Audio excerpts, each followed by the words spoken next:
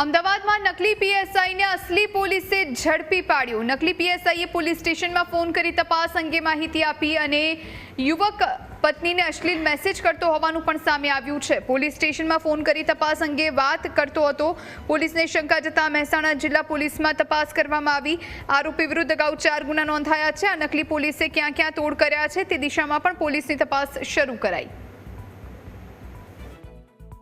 મહેસાણા જિલ્લાની અંદર પીએસઆઈ રાઠોડ અને જે મોબાઈલ નંબર જણાવેલ હતા એ મોબાઈલ નંબરવાળા કોઈ નોકરી નહીં કરતો હોવાનું હકીકત પ્રસ્થાપિત થતાં તાત્કાલિક ગુજરાત યુનિવર્સિટી પોલીસ સ્ટેશન દ્વારા એમના વિરુદ્ધમાં જે મોબાઈલ ધારક જે હતા એના વિરુદ્ધની અંદર ગુનો નકલી પોલીસ ઓફિસર તરીકેની ઓળખ આપી અને સામેવાળા વ્યક્તિને કોઈપણ કારણસર ધમકાવતા હોવાની હકીકતને આધારે શ્રી સરકાર તરફે ગુજરાત યુનિવર્સિટી પોલીસ સ્ટેશન સાથે સંજ્ઞાન લઈ અને ગુનો દાખલ કરી અને તાત્કાલિક એમને આરોપીને શોધવા માટે હસ્તગત કરી અને ટેકનિકલ સર્વેલન્સને આધારે આરોપી જે છે પાટણ જિલ્લાના રહેવાસી હોય અને એનું પૂરું નામઠામ તરુણ ભરતભાઈ બ્રહ્મભટ્ટ હોવાનું જણાયેલું હતું। એના વિરુદ્ધ ખોખરા પોલીસ સ્ટેશનની અંદર તેમજ મહેસાણા જિલ્લાની અંદર પાટણની અંદર તેમજ બી ડિવિઝન ચાણસ્મા પોલીસ સ્ટેશનની અંદર પણ એક ખોટી ઓળખ આપવાના તેમજ અન્ય ચીટિંગના બળજબરીથી કઢાવી લેવાના આવા ગુનાહિત ઇતિહાસ હોવાનું હકીકત તપાસમાં નીકળી આવેલ છે।